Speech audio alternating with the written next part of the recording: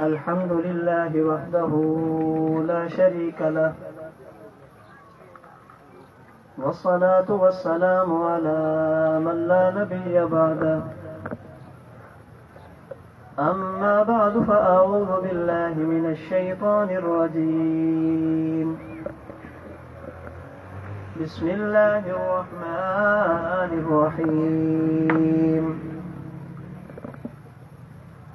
وما خلقت الجن والإنس إلا ليعبدون.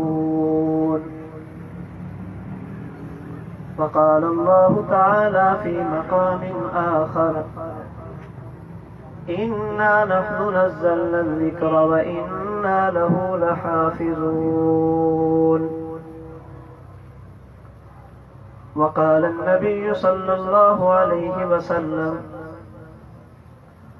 من قرأ القرآن فحفظه واستظهره وأحل حلاله وحرم حرامه أدخله الله الجنة وشفعه في 10 من أهل بيته كلهم قد وجبت لهم النار، أو كما قال رسول الله صلى الله عليه وسلم: اللهم صل على محمد وعلى آل محمد كما صليت على إبراهيم وعلى آل إبراهيم إنك حميد مجيد. اللهم بارك على محمد وعلى آل محمد كما باركت على إبراهيم وعلى آل إبراهيم إنك حميد مجيد.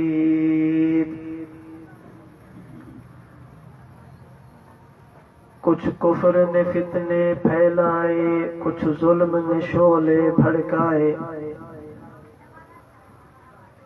کچھ کفر نے فتنے پھیلائے، کچھ ظلم نے شعلے بھڑکائے. سینوں میں عداوت جاگ اٹھی، انسان سے انسان ٹکرائے. پامال کیا، برباد کیا کمزور کو طاقت والوں نے. پامال کیا، برباد کیا کمزور کو طاقت والوں نے. جب ظلم و ستم حد سے گزرے، تشریف محمد لے آئے. قرآن بھی دیا، تلوار بھی دی، دنیا بھی عطا کی، عقبیٰ بھی. مرنے کو شہادت فرمایا، جینے کے طریقے سمجھائے. کتابوں میں جو افضل ہے اسے قرآن کہتے ہیں. کتابوں میں جو افضل ہے اسے قرآن کہتے ہیں. اسے جس نے اتارا ہے اسے رحمان کہتے ہیں. سجا لے اپنے سینے میں جو اس کے 30 پاروں کو. سجا لے اپنے سینے میں جو اس کے 30 پاروں کو. زمانے بھر میں اس کو حافظ قرآن کہتے ہیں. معزز علماء کرام، میرے انتہائی واجب الاحترام بزرگوں، مسلک اہل سنت والجماعت احناف دیوبند سے تعلق رکھنے والے غیور نوجوان دوستوں اور بھائیوں،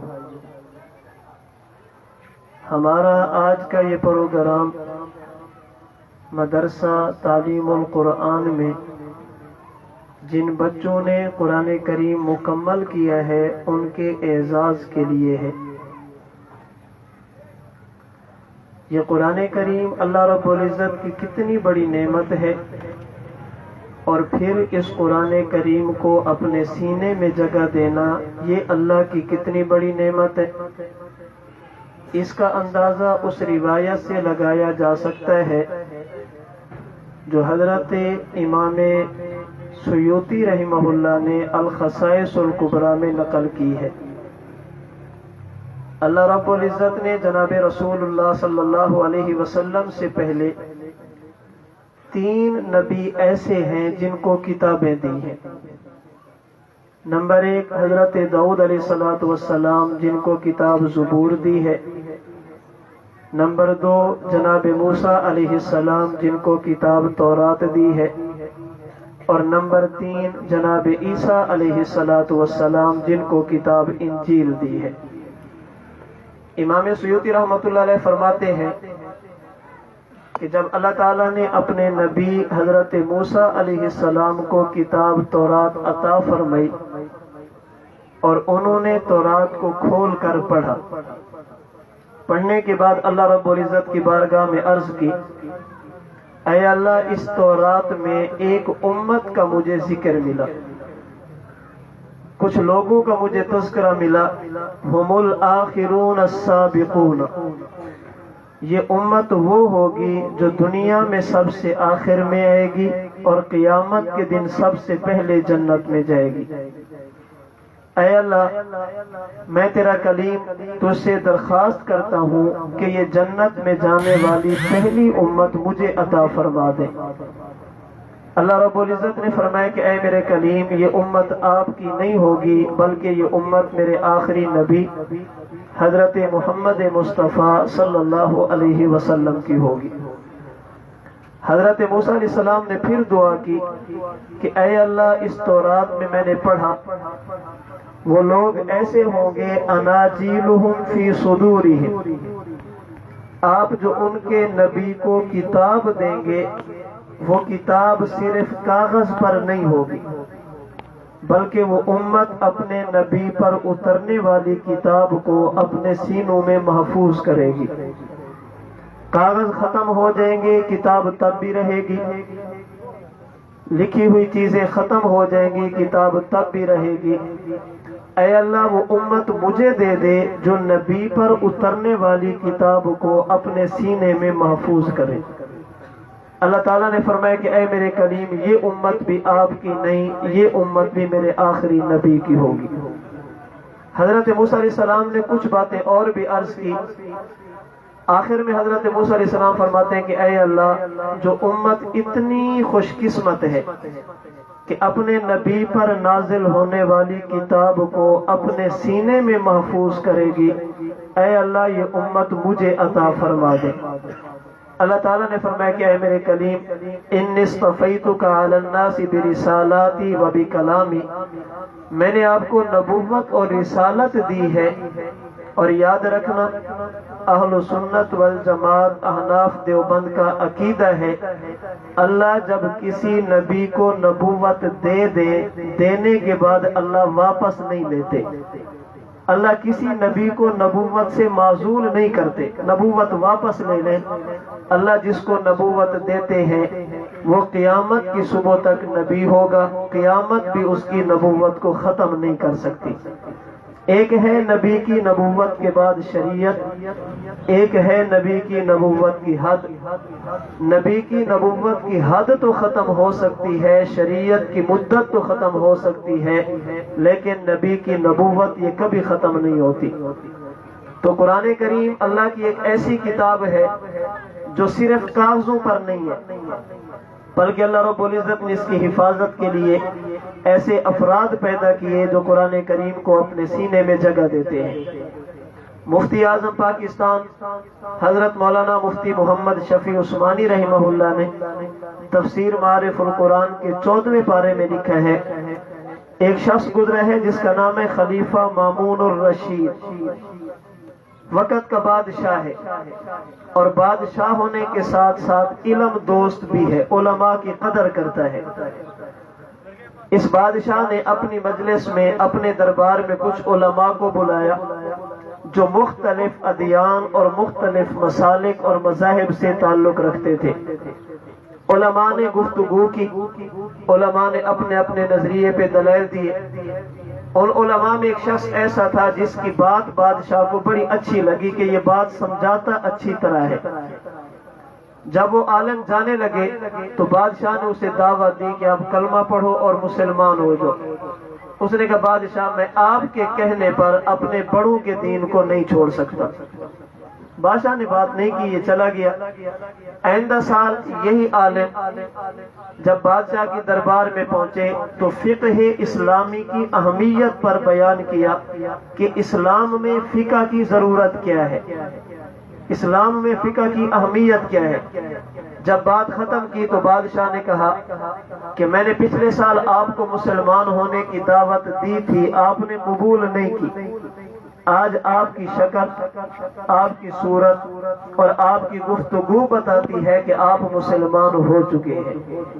اس نے کہا بادشاہ واقعی میں مسلمان ہو چکا ہوں۔ تو بادشاہ نے کہا کہ اسلام قبول کرنے کی وجہ کیا ہے، تم نے کلمہ کیوں پڑھا ہے؟ کہتے ہیں کہ بادشاہ کو اس نے کہا کہ ایک دن میں رات کو بیٹھا ہوا تھا، میرے دل میں خیال آیا یہودی کہتے ہیں ہم سچے، عیسائی کہتے ہیں ہم سچے، اور مسلمان کہتے ہیں ہم سچے۔ دنیا میں یہ تین قسم کے لوگ ہیں جن کے پاس آسمانی کتاب موجود ہے اور وہ دعویٰ کرتے ہیں۔ اب صاف ظاہر ہے کہ سارے تو سچے نہیں ہو سکتے، کون سچا ہے کون سچا نہیں ہے اللہ نے میرے دل میں بات ڈالی۔ جس طرح میں بولتا اچھا ہوں میں لکھتا بھی اچھا ہوں، آج کی زبان میں میں پینٹر ہوں، کتابت کرتا ہوں، اور وہ دور پریس کا نہیں تھا، کمپوزنگ کا نہیں تھا۔ اس دور میں چمڑوں پر، پتوں پر اور کاغذ پر قلم کے ساتھ کتابیں لکھی جاتی تھی۔ یہ عالم کہنے لگے کہ میں بازار میں گیا، میں نے ایک نسخہ خریدا تورات کا، ایک نسخہ خریدا انجیل کا، ایک نسخہ خریدا قرآن کریم کا۔ واپس آ کر میں نے اپنے ہاتھ سے دو نسخے لکھے، 2 تورات کے، 2 انجیل کے اور 2 قرآن کریم کے۔ لکھنے کے بعد میں نے تورات اٹھائی اور یہودیوں کے عبادت خانے میں پہنچا۔ میری ملاقات یہودیوں کے علماء سے ہوئی۔ میں نے کہا کہ تمہارے نبی پر کتاب اتری ہے، خریدو گے؟ انہوں نے کہا جی خریدیں گے۔ انہوں نے کتاب کو دیکھا، بہت اچھی لکھی ہوئی تھی، چوما، آنکھوں سے لگایا اور الماری میں رکھ کر مجھے پیسے دے دیے۔ اس تورات میں میں نے اپنی طرف سے تبدیلیاں کی تھی، کسی جگہ پہ اضافہ کر دیا، کسی جگہ پہ کمی کر دی۔ دوسرا نسخہ میں دوسرے علماء کے پاس لے کر گیا، انہوں نے بھی خرید لی، اس میں بھی تبدیلی تھی۔ پھر میں عیسائیوں کے پاس گیا، انجیل میں تبدیلی کرنے کے بعد میں نے کہا تمہارے نبی پر کتاب اتری ہے، خریدو گے؟ جی خریدیں گے۔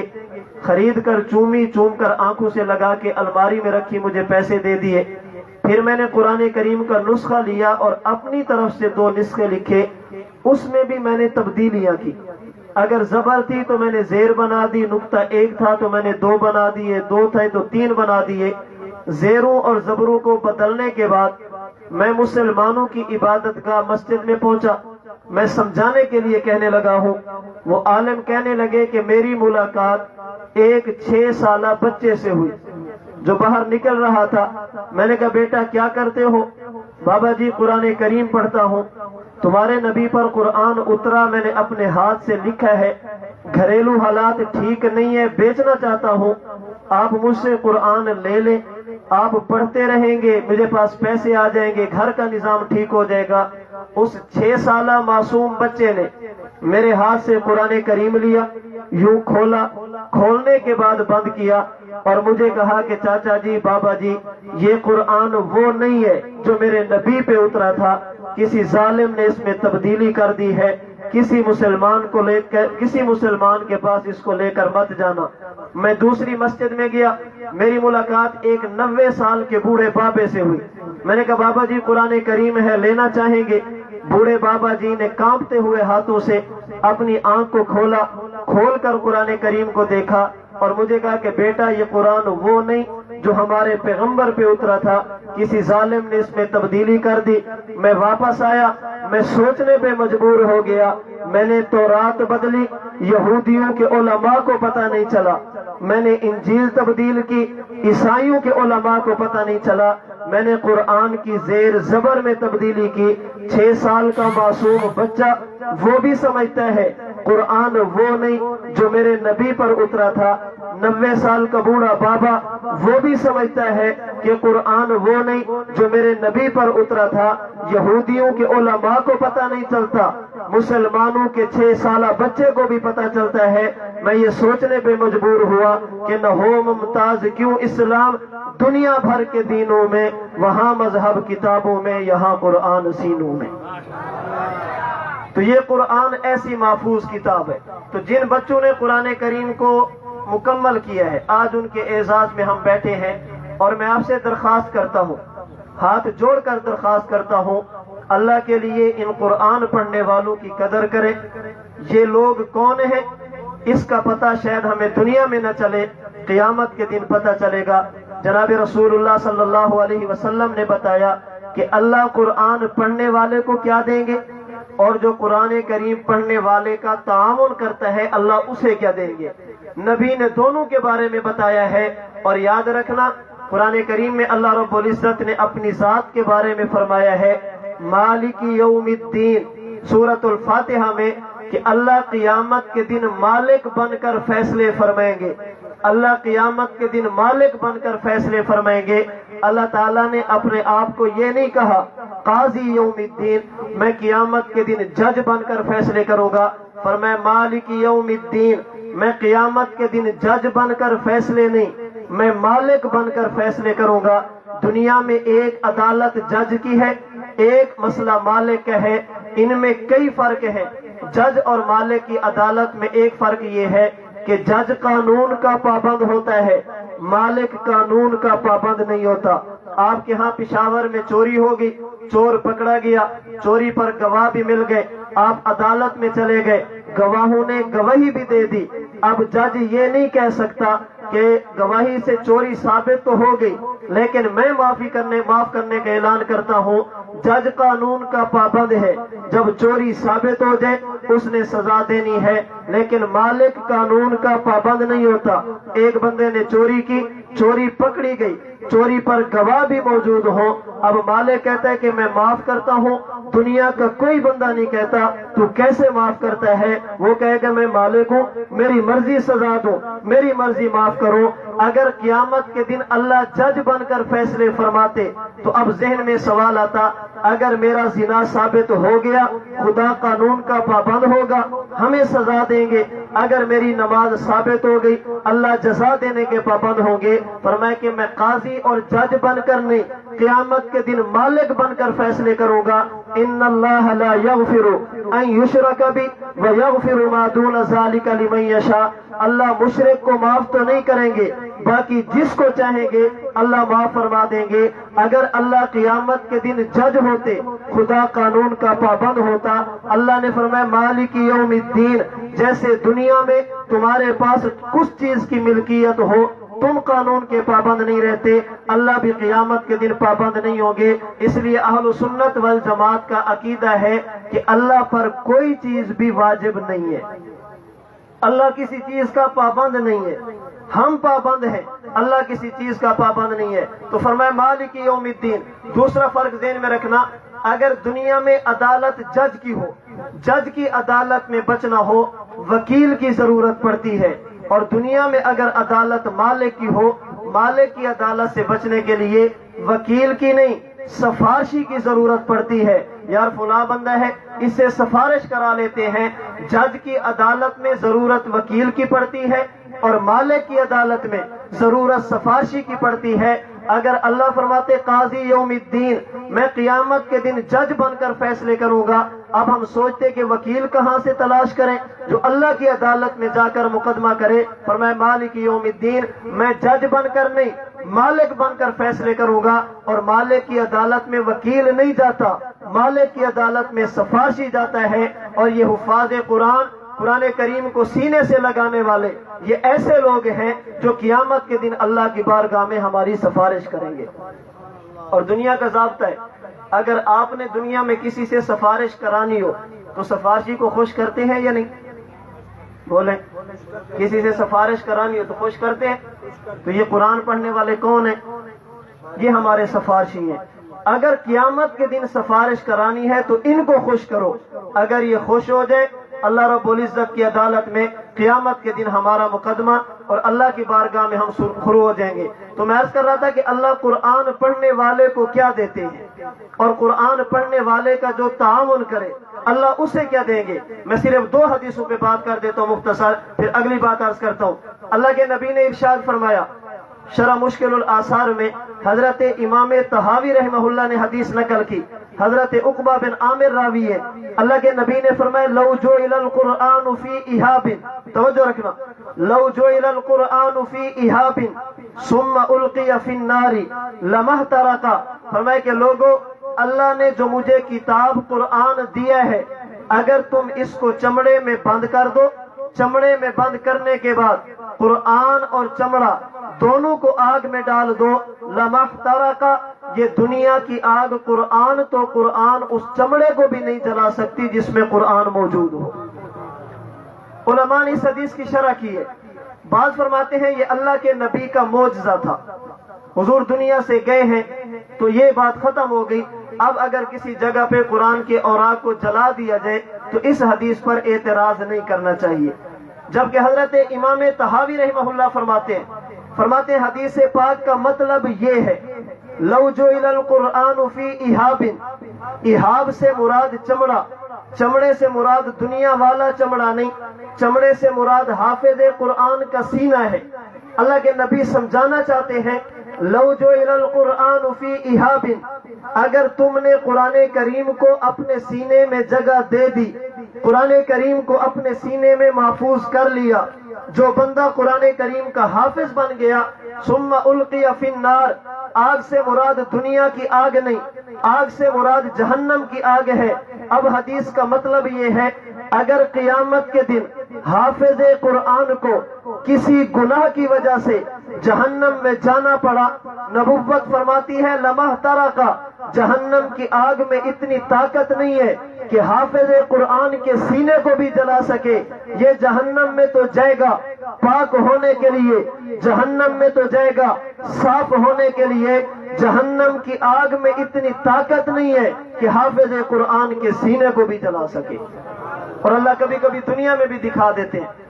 ہمارے بزرگوں میں سے حضرت شاہ عبدالعزیز محدث دہلوی رحمہ اللہ، شاہ ولی اللہ کے خاندان کے چشم و چراغ، حضرت بیٹھے تھے، ملفوظات عزیزی میں ہے، ایک عیسائی عالم، عیسائی پادری آپ کی خدمت میں حاضر ہوا، مولانا میں نے چند سوالات کرنے ہیں، پوچھنی ہے کچھ باتیں، فرمایا پوچھو۔ اس نے کہا میری پہلا سوال، میری پہلی بات یہ ہے، جب اللہ کے نبی کا نواسا حضرت حسین کربلا کے میدان میں قتل ہو رہا تھا تو اللہ کے نبی نے اللہ سے دعا کیوں نہیں کی کہ اے اللہ میرے نواسے کو بچا لے؟ حضرت شاہ عبدالعزیز محدث دہلوی رحمہ اللہ، ان سے انہوں نے کہا کہ حضرت حسین کو شہید کیا گیا، اللہ کے نبی نے اللہ سے دعا کیوں نہیں کی؟ باقی جواب اپنی جگہ۔ حضرت شاہ صاحب فرمانے لگے کہ اللہ کے نبی نے اللہ سے دعا کی تھی، جسے علماء کی زبان میں الزامی جواب کہتے ہیں۔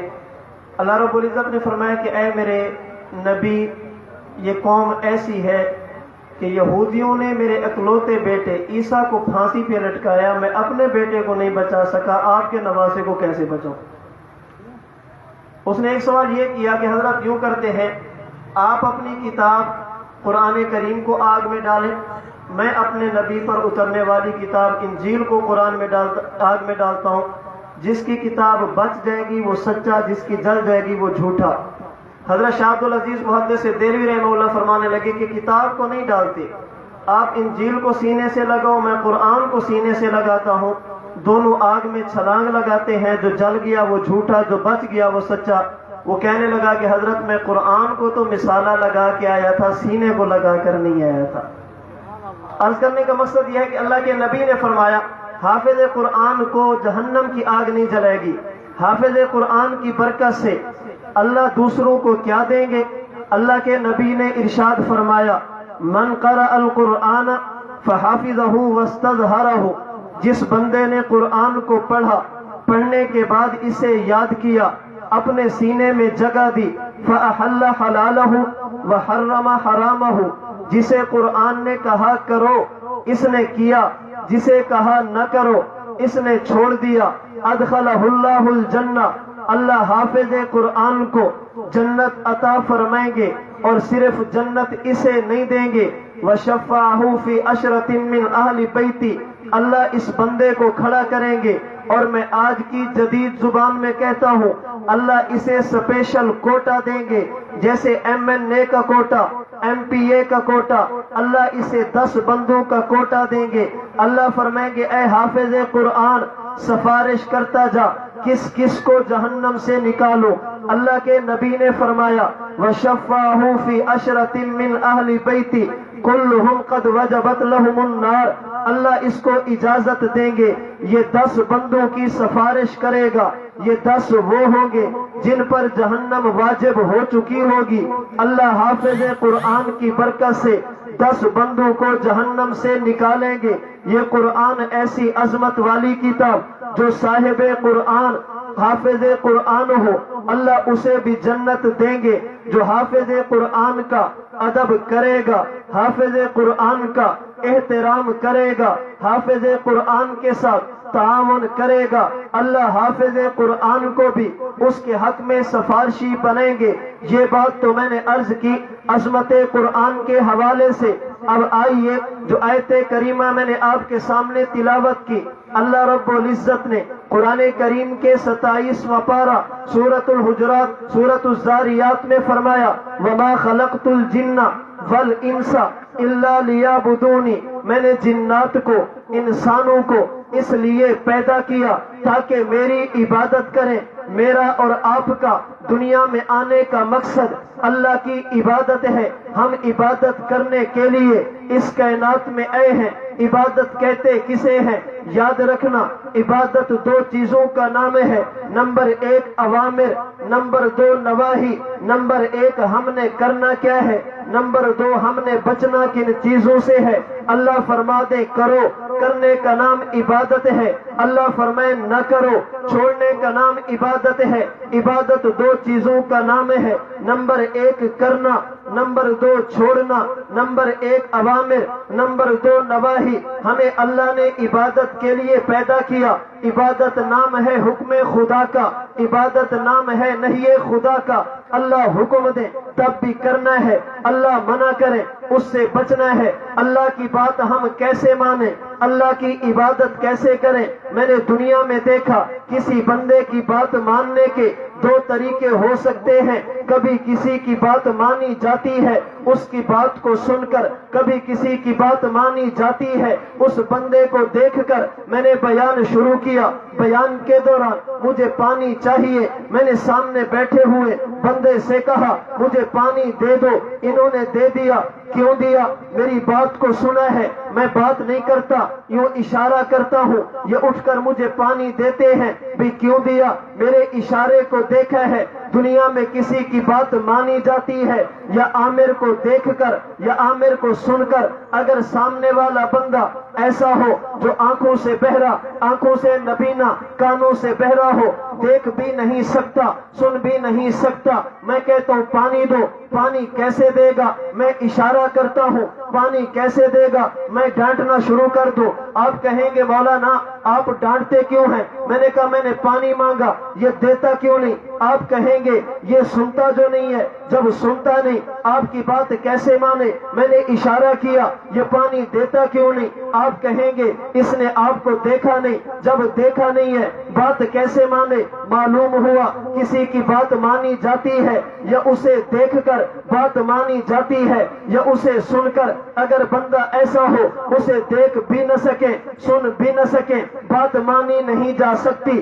اللہ فرماتے ہیں میں نے دنیا میں اس لیے تمہیں بھیجا تاکہ تم میری بات مانو۔ اللہ بات کیسے مانے؟ ہم تو آپ کو دیکھ نہیں سکتے، ہم تو آپ کو سن نہیں سکتے، جب دیکھ بھی نہیں سکتے، سن بھی نہیں سکتے، اب عبادت کیسے کریں؟ اللہ فرماتے ہیں نماز پڑھو۔ اللہ کیسے پڑھیں؟ نہ تجھے دیکھ سکتے ہیں، نہ تجھے سن سکتے ہیں زکات دو، اللہ کیسے دے؟ نہ تجھے دیکھ سکتے ہیں نہ تجھے سن سکتے ہیں۔ اللہ کے فرماتے ہیں حج کرو، کیسے کریں؟ نہ دیکھ سکتے ہیں نہ سن سکتے ہیں۔ روزہ رکھو، کیسے رکھیں؟ نہ دیکھ سکتے ہیں نہ سن سکتے ہیں۔ اللہ نے قرآن میں جواب دیا، فرمایا لقد کان لکم فی رسول اللہ اسوۃ حسنہ۔ اگر تم مجھے دیکھ نہیں سکتے، مجھے سن نہیں سکتے، پھر میں بتاتا ہوں تم نے نماز کیسے پڑھنی ہے، میں بتاتا ہوں روزہ کیسے رکھنا ہے، میں بتاتا ہوں حج کیسے کرنا ہے، اللہ کیسے کریں۔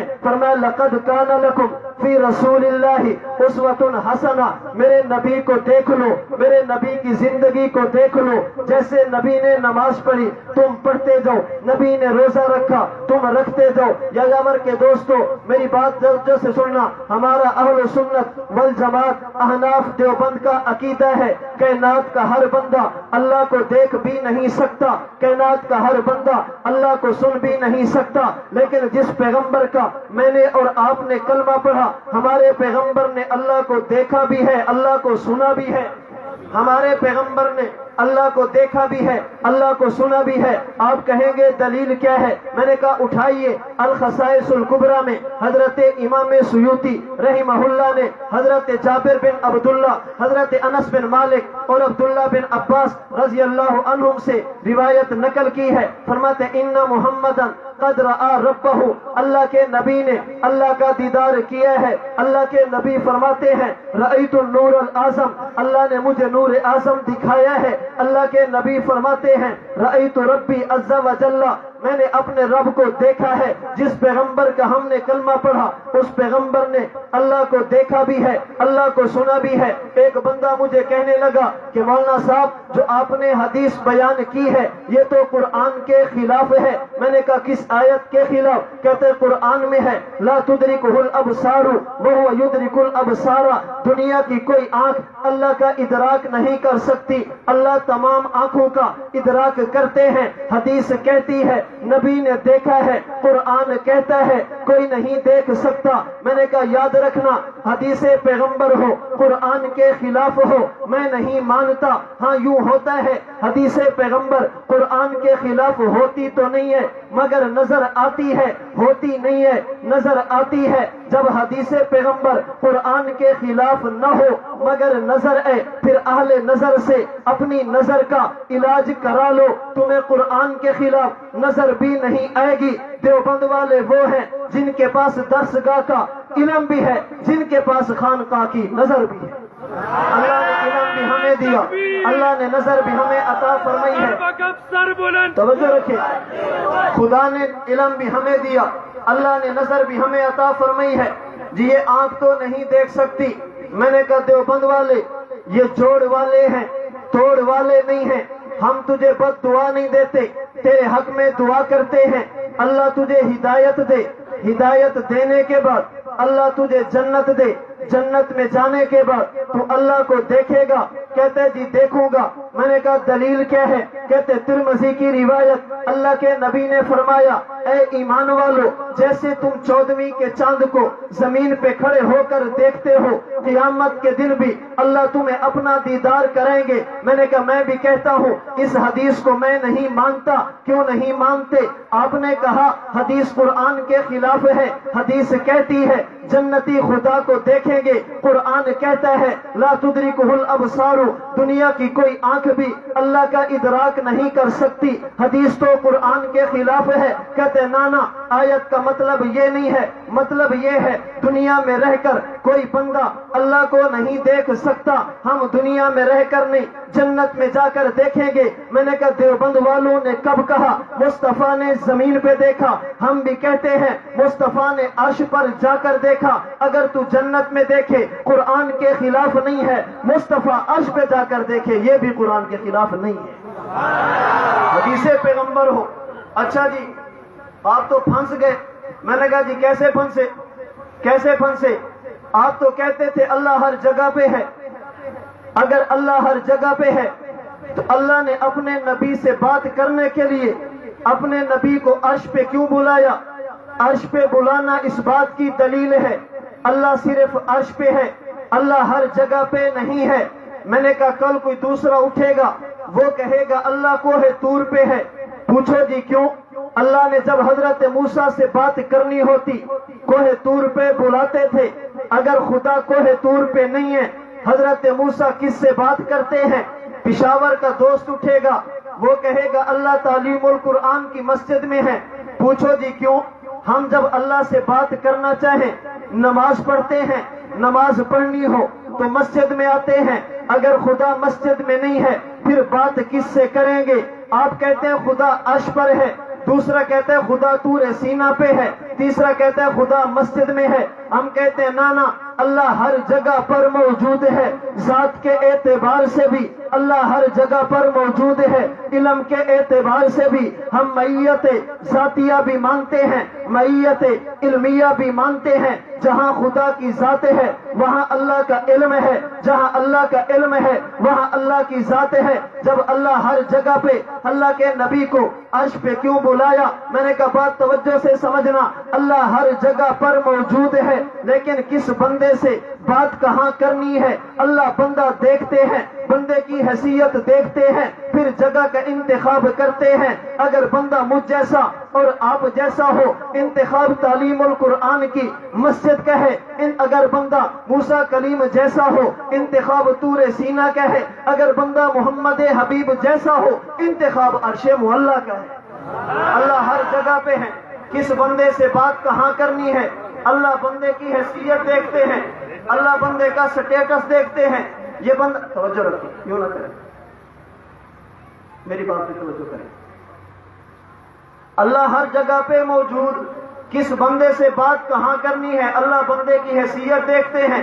اگر بندہ مجھ جیسا ہو انتخاب مسجد کا, اگر بندہ موسیٰ کلیم جیسا ہو انتخاب طور سینا کا, اگر بندہ محمد حبیب جیسا ہو صلی اللہ علیہ وسلم انتخاب عرش معلیٰ کا. کہتے جی مولانا آپ نے جو کہا نبی نے دیکھا ہے. میں نے کہا میں نے نہیں کہا, اللہ کے نبی نے فرمایا کہ میں نے دیکھا ہے. حضرت عبداللہ بن عباس نے فرمایا دیکھا ہے, انس بن مالک نے فرمایا دیکھا ہے.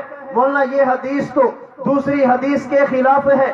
میں نے کہا حدیث کون سی؟ کہتے صحیح مسلم میں ہے. امی عائشہ فرماتی ہیں جو بندہ یہ کہے حضرت محمد نے اللہ کو دیکھا ہے وہ جھوٹ بولتا ہے. امی عائشہ تو فرماتی ہیں نہیں دیکھا, آپ کہتے ہیں دیکھا ہے. میں نے کہا اللہ کے لیے اتنا جلدی یو ٹرن نہ لیا کرو. ہم نے کہا مسافہ 2 ہاتھ سے ابن مسعود نے کیا, تم نے کہا ہم نے کلمہ ابن مسعود کا تو نہیں پڑھا, کلمہ نبی کا پڑھا. میں نے کہا تراویح 20 رکعت ہے, فیصلہ حضرت عمر کا, میں نے کلمہ عمر کا تو نہیں پڑھا, کلمہ نبی کا پڑھا ہے. آج تک تو کہتا تھا صحابہ کی بات نہیں ماننی, آج نبی فرماتے ہیں میں نے دیکھا ہے. امی فرماتی ہیں نہیں دیکھا, بات کس کی ماننی چاہیے؟ آج تو نے نبی کو چھوڑ کر کلمہ عائشہ صدیقہ کا پڑھا. کہتے جی پھر مطلب کیا ہے؟ میں نے کہا بات پہ توجہ رکھنا. امی عائشہ کی دلیل پہ اگر تو غور کرتا, عربی گرامر کو عربی لغت کو سمجھ جاتا, کسی علم والے سے عربی کا معنی سمجھ جاتا, کبھی تو حدیث کا انکار نہ کرتا, آیت کو چھوڑتا نا. امی عائشہ فرماتی ہیں پیغمبر نے نہیں دیکھا. کیوں؟ امی عائشہ فرماتی ہیں قرآن میں ہے لا تدرکہ الابصار وہو یدرک الابصار, کوئی آنکھ بھی اللہ کا ادراک نہیں کر سکتی. امی عائشہ نے بات ادراک کی ہے. عربی زبان میں 2 لفظ استعمال ہوتے ہیں, ایک لفظ رویت ہے, ایک لفظ ادراک ہے. میں نہیں کہتا, امام فخر الدین رازی تفسیر کبیر میں فرماتے ہیں, امام قرطبی تفسیر الجامع لاحکام القرآن میں فرماتے ہیں ایک لفظ ادراک ہے لا تدرکہ, ایک لفظ رؤیت ہے رأیت ربی. اللہ کے نبی نے بات رؤیت کی ہے, امی عائشہ صدیقہ نے بات ادراک کی ہے. نبی فرماتے ہیں میں نے دیکھا, لفظ رؤیت ہے. امی عائشہ فرماتی ہیں نہیں دیکھا, بات ادراک کی ہے. نبی نے اس بات کیا رؤیت کا, امی نے نفی کی ہے ادراک کی. آپ کہیں گے رؤیت اور ادراک ہوتا کیا ہے؟ آئیے میں مثال دے کے بات کو سمجھاتا ہوں. میں وہاں سے چلا, سرگودا سے پشاور آیا, بیان کر کے چلا گیا. 2 طالب علم کھڑے ہو گئے. ایک نے کہا آج مولانا محمد الیاس گھمن صاحب کے شاگرد مولانا محمد عاطف پشاور میں آئے تھے. دوسرا کہتے ہیں نہیں ہے, جھگڑ رہے ہیں. قاری صاحب نے دیکھ لیا, دونوں کو بلایا بھی کیا ہوا؟ یہ کہتا ہے کہ نہیں ہے، وہ کہتے ہیں اے ہیں۔ بیٹا آپ کہتے ہیں کہ اے ہیں، آپ کی دلیل کیا ہے؟ استاد جی آپ کے علم میں نہیں ہے، تعلیم القرآن میں اے ہیں، یہ پشاور میں ہے، تعلیم القرآن میں اے ہیں، یہ پشاور میں ہے، اگر نہیں آئے تھے تو بیان کیسا؟ ہم نے سنا ہے۔ آپ کہتے ہیں کہ نہیں آئے، آپ کی دلیل کیا ہے؟ کہتے ہیں استاد جی وہ پشاور یہاں تو آئے ہیں، انہوں نے تعلیم القرآن کے ایک ایک چیز کو نہیں دیکھا، کھڑکیوں کو نہیں دیکھا، یہ جو بازار ہے اس کی تمام دکانوں کو نہیں دیکھا، پشاور میں فلاں فلاں جگہ پہ نہیں گئے۔ استاد کہتے ہیں بیٹا تم دونوں ٹھیک کہتے ہو، جو کہتے ہیں دیکھا ہے وہ کہتے اجمالاً کچھ دیکھا ہے، جو کہتا ہے نہیں دیکھا وہ کہتے تفصیلاً ایک ایک چیز کو نہیں دیکھا۔ اگر کچھ دیکھیں اسے رؤیت کہتے ہیں، تفصیلاً دیکھیں اسے ادراک کہتے ہیں۔ ایک ایک چیز کا احاطہ کیا جائے یہ ادراک ہے، کچھ کچھ دیکھا جائے یہ رؤیت ہے۔ اللہ کے نبی نے فرمایا رأیت ربی عز و جل، اگر نبی فرماتے ادرکت میں نے خدا کا ادراک کیا ہے، قرآن کے خلاف ہوتا۔ نبی نے بات رؤیت کی ہے۔ اللہ فرماتے ہیں لا تدرکہ الابصار، اللہ کے نبی نے فرمایا میں نے دیکھا اجمالاً، امی عائشہ فرماتی ہیں نہیں دیکھا تفصیلاً۔ اللہ کے نبی نے جس کو ثابت کیا قرآن اس کی نفی نہیں کرتا، قرآن نے جس کی نفی کی ہے دیوبند والے اس کو ثابت نہیں کرتے۔ نبی بھی ٹھیک ہیں، عائشہ بھی ٹھیک ہیں، نبی نے دیکھا ہے اجمالاً، امی عائشہ فرماتی ہیں نہیں دیکھا تفصیلاً، نبی بھی ٹھیک کہتے ہیں، امی عائشہ بھی ٹھیک کہتی ہیں۔ دیوبند والے لڑاتے نہیں ہیں، دیوبند والے ملاتے ہیں۔ جو نبی اور صحابی کو لڑائے یہ توڑ والا، جو نبی اور صحابی کو ملائے یہ جوڑ والا۔ دیوبند والے توڑ والے ہیں یا جوڑ والے؟ جو کہے قرآن مانوں گا حدیث نہیں مانتا یہ توڑ والا، قرآن اور حدیث مانتا ہوں فقہ نہیں مانتا یہ توڑ والا۔ جو کہے قرآن بھی مانتے ہیں حدیث بھی مانتے ہیں فقہ بھی مانتے ہیں یہ جوڑ والا۔ اور ہم نہیں کہتے، اللہ نے قرآن میں فرمایا یا ایھا الذین آمنوا اطیعوا اللہ واطیعوا الرسول واولی الامر منکم، اے ایمان والو خدا کی بات مانو، اطیعوا اللہ مصطفیٰ کی بات مانو، اطیعوا الرسول فقہا کی بات مانو، اولی الامر منکم خدا کی بات مانیں گے، قرآن کہتے ہیں، مصطفیٰ کی بات مانیں گے، حدیث کہتے ہیں، فقہا کی بات مانیں گے، فقہ کہتے ہیں جو قرآن بھی مانے حدیث بھی مانے فقہ بھی مانے امت کو جوڑتا ہے، جو قرآن مانے حدیث نہ مانے، قرآن اور حدیث نہ مانے فقہ نہ مانے یہ امت کو توڑتا ہے۔ ہم امت کو جوڑنے والے ہیں، امت کو توڑنے والے نہیں ہیں۔ ہم جوڑ کی بات کرتے ہیں، توڑ کی بات نہیں کرتے۔ اللہ نے فرمایا میں نے دنیا میں تمہیں کیوں بھیجا؟ تاکہ میری عبادت کرو۔ اللہ کیسے کرے؟ ہم تو تجھے دیکھ نہیں سکتے، اللہ تیری ذات کو سن نہیں سکتے۔ فرمایا اطیعوا الرسول، میرے پیغمبر کی بات مانو۔ یہ پیغمبر وہ ہے جس نے مجھے دیکھا بھی ہے، یہ نبی وہ ہے جس نے مجھے سنا بھی ہے۔ پشاور کے دوستو، نبی نماز ایسے پڑھیں گے جیسے اللہ فرمائیں گے۔ نبی نماز کیسے پڑھیں گے؟ جیسے اللہ فرمائیں گے۔ ایک بندہ کہنے لگا مولانا آپ کی نماز نماز حنفی ہے، نماز نبوی کیوں نہیں؟ کلمہ کس کا پڑھا ہے؟ میں نے کہا جی اللہ کے نبی کا۔ نماز حنفی کیوں ہے، نماز نبوی کیوں نہیں ہے؟ میں نے کہا آپ کی نماز کون سی؟ کہتے جی نبی والی۔ میں نے کہا دلیل کی وجہ سے؟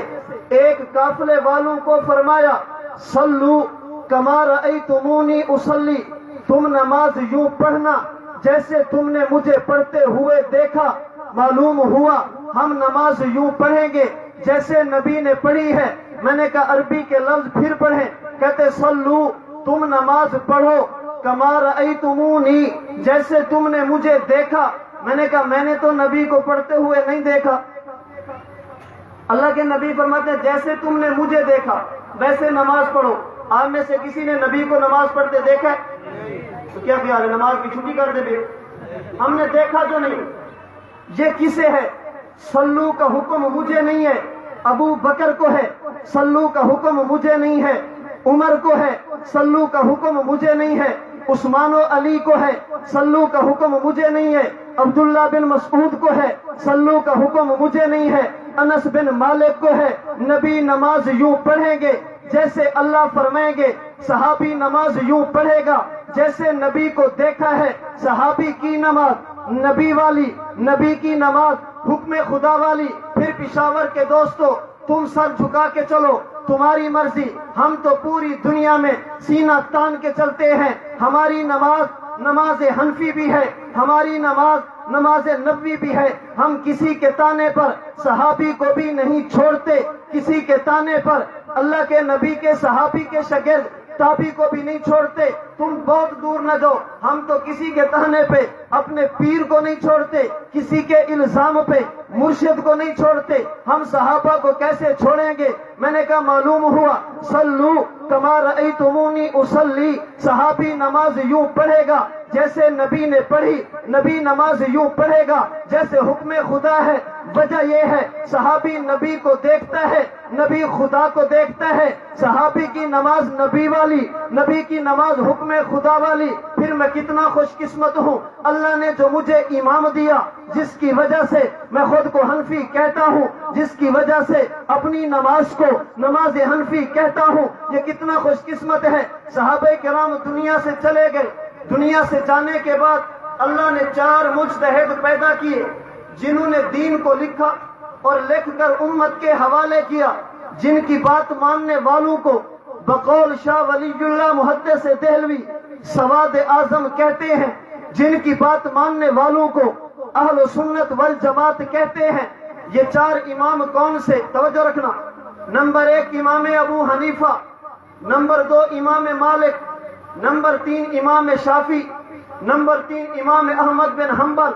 ان 4 فقہا نے دین کو لکھا، امت کے حوالے کیا۔ بڑے بڑے جو آپ سنتے رہتے ہیں، میں اس سے پہلے کی بات نہیں کرتا، بعد کی بھی بات نہیں کرتا۔ 6 محدث ایسے ہیں جنہوں نے حدیث کو جمع کیا، امت کے حوالے کیا، بخاری سے لے کر ابن ماجہ، جن کی کتب کو صحاح ستہ کہا جاتے ہیں۔ اگرچہ اس سے پہلے موطا مالک بھی ہے، اس سے پہلے موطا محمد بھی ہے، اس سے پہلے کتاب الآثار بھی ہے، اس سے پہلے مسند ابی حنیفہ بھی ہے۔ میں مشہور کی بات کر رہا ہوں۔ دنیا میں فقہا کتنے دن کی تقلید کی جاتی ہے؟ کتنے؟ امام کتنے جن کی کتابوں کو صحاح ستہ کہا جاتا ہے؟ 6۔ انہوں نے حدیث لکھی، انہوں نے فقہ لکھی، انہوں نے نماز کے مسائل لکھے، نماز پڑھنے کا طریقہ لکھا۔ اللہ کے نبی دنیا سے گئے ہیں، نبی کے بعد صحابہ چلے ہیں۔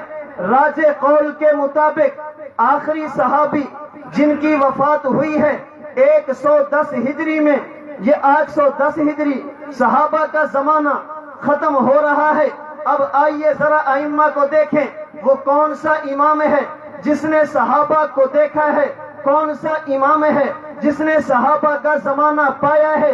اگر ان کے حالات کو دیکھا جائے، ائمہ اربع 4 اماموں میں سے امام ابو حنیفہ، ان کی ولادت سن 80 ہجری میں ہے، صحابہ کا زمانہ ہے۔ ان کی وفات 150 ہجری میں ہے، جب آخری صحابی دنیا سے گئے۔ امام ابو حنیفہ کی عمر 30 سال تھی۔ کتنا عرصہ صحابہ کا پایا؟ 30 سال تک میرے امام نے صحابہ کا زمانہ پایا اور اغیار نے بھی تسلیم کیا۔ امام صاحب نے 70 صحابہ کا زمانہ پایا۔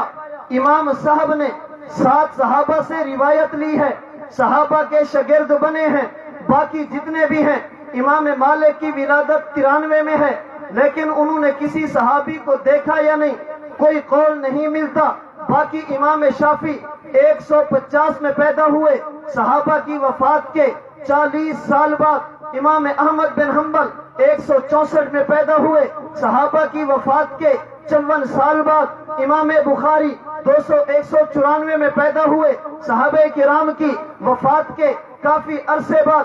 باقی تو ویسے بعد کے ہیں۔ جب میں نے 6 اماموں کو دیکھا، ان میں سے ایک نے بھی صحابہ کا زمانہ نہیں پایا، کسی ایک نے بھی صحابہ کو نہیں دیکھا، کسی ایک نے بھی صحابہ کی شاگردی اختیار نہیں کی۔ میں نے ائمہ اربع کو دیکھا، تذکرۃ الحفاظ میں امام ذہبی نے لکھا، تہذیب و تہذیب میں ابن حجر اسقلانی نے لکھا، شذرات الذہب میں ابن عماد حنبلی نے لکھا، رآ انس بن مالک، ابو حنیفہ وہ ہے جس نے صحابی رسول انس بن مالک کو اپنی آنکھوں سے دیکھا ہے۔ اور امام موفق مکی نے مناقب موفق میں امام ابو حنیفہ کا قول نقل کیا۔ امام صاحب فرماتے ہیں رأیت انس بن مالک قائما، رأیت انس بن مالک فی المسجد قائما یصلی، میں نے آنکھوں سے دیکھا انس بن مالک مسجد میں کھڑے ہو کر نماز پڑھ رہے تھے۔ میں اب بات کہنے لگا ہوں، اللہ نے فرمایا نماز پڑھو، اللہ کیسے پڑھیں؟ ہم نے تو نہیں دیکھا۔ فرمایا جیسے نبی نے پڑھی ویسے تم پڑھو، ہم نے تو نبی کو نہیں دیکھا، نبی کو جس نے دیکھا اسے صحابی کہتے ہیں۔ نبی کی نماز وہ جو حکم خدا ہوگا، صحابی کی نماز وہ جو طریقہ مصطفیٰ ہوگا۔ صحابی نماز کیسے پڑھے گا؟ امام مالک نے کسی صحابی کو نہیں دیکھا، امام شافعی نے کسی صحابی کو نہیں دیکھا، امام احمد نے کسی صحابی کو نہیں دیکھا۔ مجتہدین جو بعد میں آئے ہیں صرف ایک نام ہے جس نے انس بن مالک کو نماز پڑھتے دیکھا، جسے دنیا امام اعظم ابو حنیفہ نعمان بن ثابت کہتی ہے۔ اب میں سمجھانے کے لیے کہتا ہوں، اگر میری نماز یہ ہے ہم ناف کے نیچے ہاتھ باندھتے ہیں، کوئی سینے پہ باندھے اس کا مسئلہ ہے، ہم کچھ نہیں کہتے۔ میں اپنی عوام کو اپنا مسئلہ بتانے لگا ہوں، وہ جانے اس کا کام جانے۔ ہم ہاتھ کہاں باندھتے ہیں؟ ناف کے نیچے۔ کیوں؟ ہمارے امام کا فتویٰ، امام صاحب سے پوچھو ابو حنیفہ ناف کے نیچے ہاتھ کیوں ہے؟ فرمایا میں نے انس کو دیکھا۔ انس سے پوچھو ناف کے نیچے کیوں ہے؟ فرمایا میں نے نبی کو دیکھا۔ اللہ کے نبی ناف کے نیچے ہاتھ کیوں ہے؟ فرمایا حکم خدا ہے، ہم امام کے پیچھے آمین اونچی نہیں کہتے۔ کیوں؟ فتویٰ ابو حنیفہ کا آپ نے کیسے دیا؟ میں نے کہا میں نے انس بن مالک کو نماز پڑھتے دیکھا۔ انس آپ نے کیوں کہا؟ کہا میں نے نبی کو دیکھا۔ حضور آپ نے کیوں فرمایا؟ کہا حکم خدا ہے، ہم نماز میں شروع میں رفع دین کرتے ہیں پھر نہیں کرتے۔ کیوں؟ فتویٰ ابو حنیفہ کا امام صاحب کیوں؟ فرمایا میں نے انس کو دیکھا۔ انس کیوں؟ فرمایا میں نے نبی کو دیکھا۔ پیغمبر کیوں؟ فرمایا حکم خدا ہے۔ میری نماز ابو حنیفہ والی، ابو حنیفہ کی نماز انس بن مالک والی، انس کی نماز پیغمبر والی، پیغمبر کی نماز حکم خدا والی ہے۔ ہم کسی کے تانے پہ اتنا جلدی پھسلتے نہیں ہیں، کسی کے الزام پہ اتنا پھسلتے نہیں ہیں۔ تو فرمایا کہ عبادت کرو، کیسے کریں؟ اللہ کو دیکھ نہیں سکتے، سن نہیں سکتے۔ فرمایا نبی کو دیکھو، ہم نے تو نہیں دیکھا۔ فرمایا صحابہ بھی دنیا سے گئے ہیں، مجتہدین جنہوں نے دین لکھ کر ہمیں دیا، ان میں سے صرف ایک نام ہے امام اعظم ابو حنیفہ کا، جنہوں نے صحابہ کو دیکھا بھی ہے، صحابہ کا زمانہ بھی پایا ہے، صحابہ کے شاگرد بھی ہیں۔ میری نماز نماز حنفی بھی ہے، میری نماز نماز نبوی بھی ہے۔ تو ہم کسی کے کہنے پہ، میں نے گزارش کی ہم کسی پہ تان نہیں کرتے، وہ جانے اس کا کام جانے اس کا مسلک ہے۔ ہمارے تو پیر و مرشد ہمیں یہ سمجھاتے ہیں کہ اپنی عوام کو اپنا مسئلہ سمجھیں، اپنی عوام کو اپنا مسئلہ سمجھیں۔ ہم نے فضول امام صاحب کی بات نہیں مانی، ہم پاگل نہیں ہیں، ہم کم عقل نہیں ہیں کہ نبی کو چھوڑ کر ابو حنیفہ کی بات مانیں۔ یہ الگ موضوع ہے کہ ابو حنیفہ کو چھوڑ کر نبی کی بات مانتے ہیں، یہ نبی کو چھوڑ کر ہم امام صاحب کی بات مانتے ہیں۔ تو اللہ رب العزت نے قرآن کریم میں فرمایا کہ تمہیں کس کے لیے پیدا کیا؟ عبادت کے لیے۔ عبادت کیسے کریں گے؟ لکھ کر دیں گے فقہا۔ لکھ کر کون دیں گے؟ فقہا۔ اور فقہا نے کس کو دیکھا؟ صحابہ کے زمانے کو، تابعین کے زمانے کو۔ ان کی عبادت صحابہ والی، صحابہ کی عبادت نبی والی، نبی کی عبادت حکم خدا والی۔ دیوبند والے جوڑ والے ہیں، حکم خدا بھی مانتے ہیں، طریقہ مصطفیٰ بھی مانتے ہیں، صحابہ کرام کی سنت کو بھی مانتے ہیں، امام صاحب کی فقاہت کو بھی مانتے ہیں۔ اللہ تعالیٰ مجھے اور آپ کو جوڑ کر امت کو چلانے کی توفیق عطا فرمائے۔ اللہ توڑ سے ہم سب کی حفاظت فرمائے۔ وآخر دعوانا ان الحمد للہ رب العالمین۔